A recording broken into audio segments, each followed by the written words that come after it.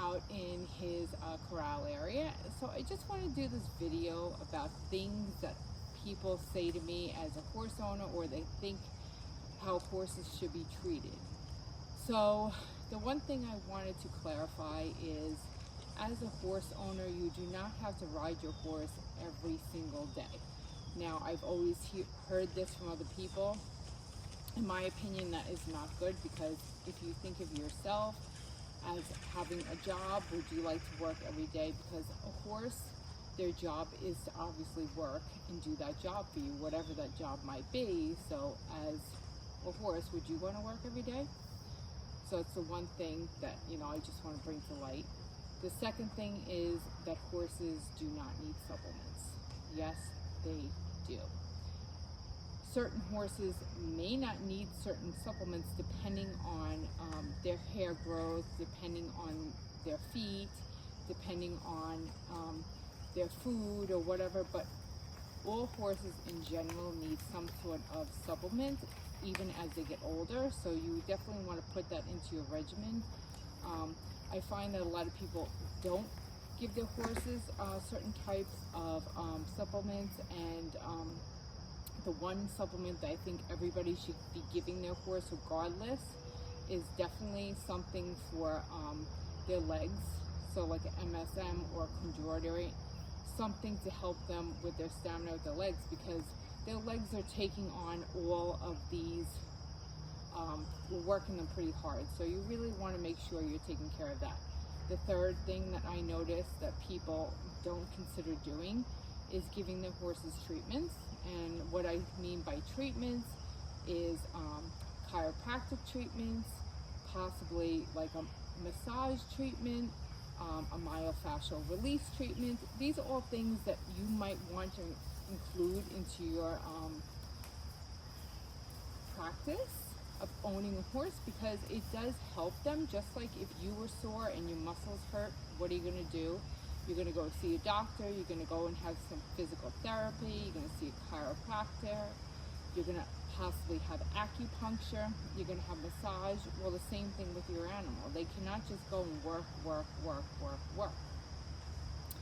Another thing is that I see, and this is definitely, something that can be questionable, is at times I feel like some people do not blanket when it's extremely cold outside. Now, if the horse has a really good coat and they are keeping themselves warm, then totally fine. But some horses are a little older. They still cannot keep themselves warm due to their body mechanics. So maybe you want to blanket them.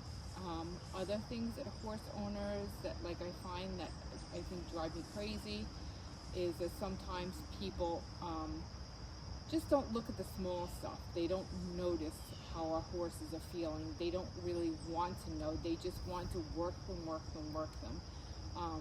And it becomes at the point where it's a job for the horse instead of being an enjoyment for the horse. And we don't want to get to that point where it's a job.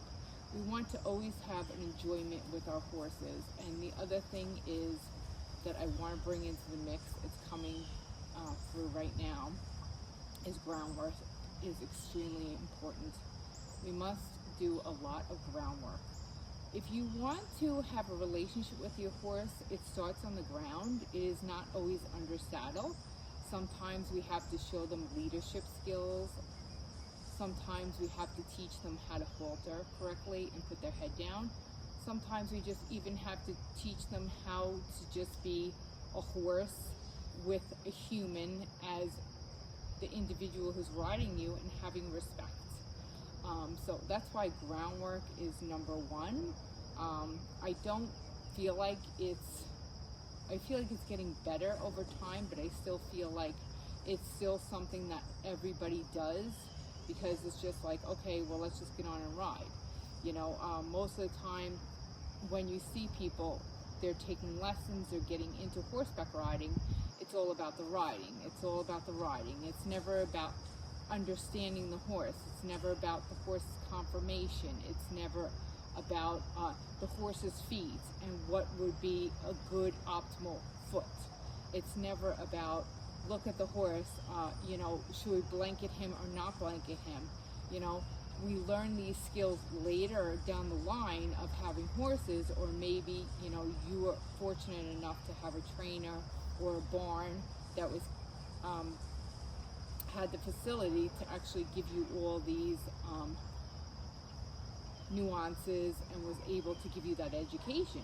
Most people don't have all this education. You know, most people are just riding their horses and they're just doing what's expected of them, and they're just treating their animals how they think that they should treat these animals.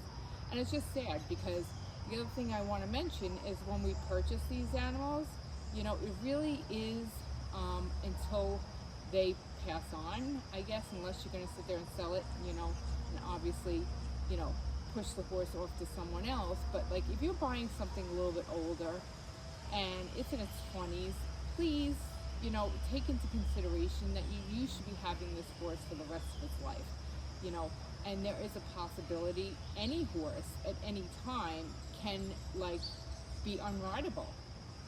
And we have to understand that when we purchase these animals, that at any point in time, it could be a 4-year-old horse that can be unrideable. So we have to take that into consideration when we purchase them, and we have to understand that this is a lifelong commitment.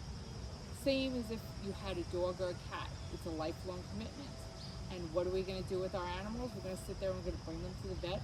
We're going to take care of them. We're going to make sure they're happy and healthy. Well, the same thing with your horse. You know, just because they can't ride and perform doesn't mean we throw them away. Well, thank you for watching. I hope you enjoyed this video. You know what I say, guys. Please like and subscribe.